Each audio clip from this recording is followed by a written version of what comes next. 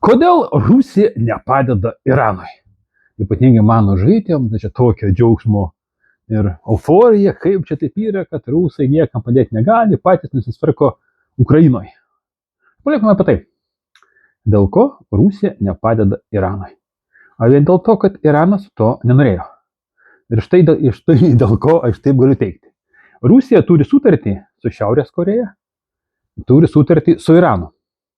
Šiaurės Korejos sutartį su Rusija yra parašyta, kad jeigu vienai iš šalių, ta prasme kažkas kitas užpuola, arba kyla egzistencinė grėsmė, antra šalis eina į pagalbą, be jokių ten kaip penkta NATO, kaip be jokių NATO 5 straipsnių, kad susirenka pašnekėti, pasiderėti, pagalvoti, ten automatiškai eina ir padeda, ką mes matėm, kai Kursko srity buvo įėję ukrainiečiai, šitie Šiaurės Korejos kareiviai puikiausiai padėjo Rusijai.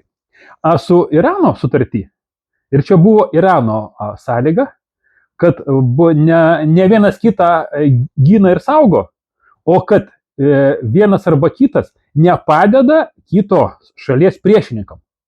Iranas, sąžininkai, ta sena Irano vadovybė, tas pats šitas religinis lyderis, jie visi tikėjosi, kad susitars su Amerika. Dėl ko jie nebuvo bunkeriuose, kai ten Trumpas grasino juos, ta prasme, užpulti. Nes jau buvo įstikinę, kad jie tikrai susitarė, kad jau pažadėjo Amerikam nedaryti jokio atominio ginklo. O čia geras dar yra vėlgi ženklas visiems tiem, kas tikit, kad su Amerika galima susitarti, jeigu ten Amerikai nėra naudinga. O Amerikos nauda, kad pamatyti, reikia biški išlipti iš savo seksualinių fantazijų. Taigi Iranas su Rusija pasidarė tokią sutartį, kur Rusija neprivalo padėti Iranui, nes Iranui buvo sprendimas. Ir netgi Iranas tą sutartį ratifikavo tik tada, kai pernai metais pirmą kartą Izraelis atakavo Iraną. Iki to laiko Iranas neratifikavo sutarties, visi tikėjosi, vis darėsi, dėrėjosi su amerikiečiais. O dabar amerikiečiai sunaikino tą visą vadovybę, kuri tikėjosi susitarti. Ir dabar pas iraniečius atėjo nauja vyriausybė, nauja valdžia, kuri netgi pagal šiitų tikėjimą negali susitarti. Nes ten yra velnio išperos, nes buvo nužudytas jų religinis lyderis. Religiniam lyderiui tai buvo garbinga mirtis. Tai, ta prasme, tokia šventa mirtis šitoje vietoje. Tai vėlgi amerikiečiai arba Izraelis padarė Irano tautai, tarkim, locką arba tokią gerą darbą. Lyderis ir taip jau buvo senas, nebuvo ko jau pakeisti, o dabar jis tapo šventas, Irano tauta turi susivienyti ir už tą dalyką atkeršyti. Kitas dalykas, jau vėl tak šnekam, dėl ko Rusija nesikiša. Aš jau minėjau, Rusijai reikalingas Iranas silpnas. Rusijai būtų blogai, jeigu Iranas dingtų. Bet kai jisai silpnas, Rusija tampa galingiausia regiono dalyvė, valstybė, ir aplink save būrė kitus visai kitom sąlygom.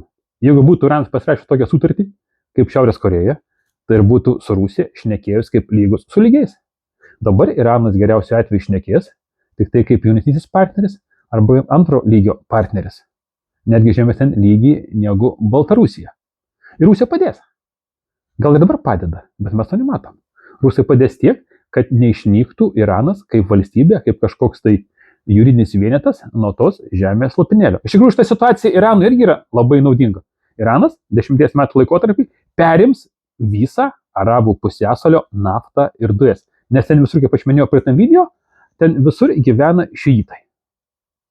Ir Iranas jau pareiškė, kad jis eina išvaduoti Arabų. Iš tikrųjų taip yra. Visur yra amerikiečių karinės bazės. Kad ten kažkokios šalys vadinasi Bahreinas, Kataras, Kuveitas, Sauditai, tai dar nieko nereiškia, nes ten yra visur amerikiečių kariuomenė.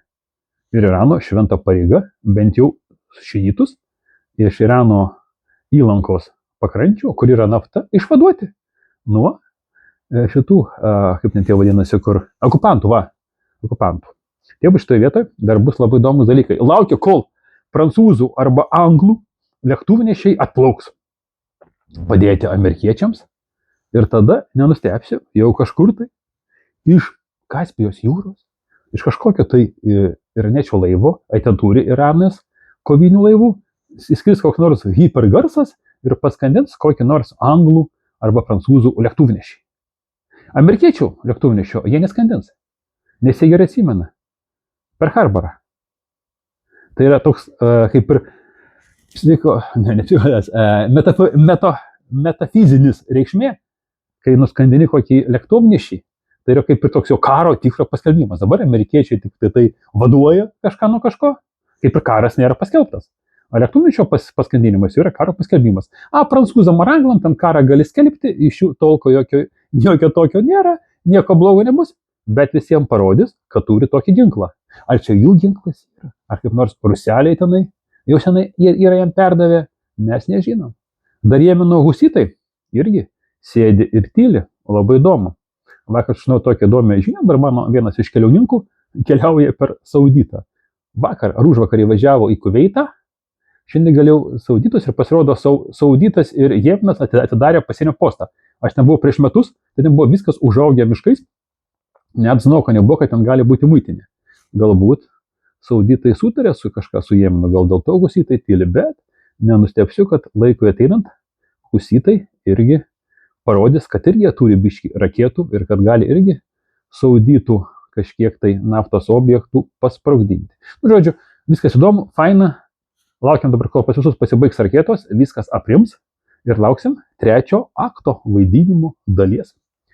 Bet kokiu atveju, jau tu dabar dar nesupranti, kad gyvenimas tikrai negerėja ir jau daugiau, kol tu būsi gyvas, jisai nebegerės. Jeigu dar nesupranti, kad reikia kažkam tai ruoštis reikia subiniai, pradėti nuo psichologinės savo būsenos, po to nuo materialinės būsenos, nuo aplinkos, bet čia jau kitų video reikalas. Jeigu įdomu, kaip ruoštis kolapsui, įdėsiu aš į nuorodas, tuos į komentarus, gal į aprašymą įdėsiu nuorodą tavo seno video, kaip pasiruošti kolapsui. Jis, man atrodo, aktualumo neprarado, bet galima ir atnaujinti ir rašyti naują. Bet kokiu atveju, tu esi nuostabus, jeigu tiek dažiūrėjai, reiškia, kažkas tavo galvoj sukasi, dedam taip, rašom komentarus, dalinamės. 1,2% gali tikintų labdaros fondą pervesti, padėti knygų vertimui ir garsinimui, kuriuos po to klausysit ir keisit savo gyvenimus. Tokiu būdu būsit padėję ant šitų visų krizių, o kiti visi tegu pergyvena ir šį ką kelnės. Ne dabar, bet jau greitai.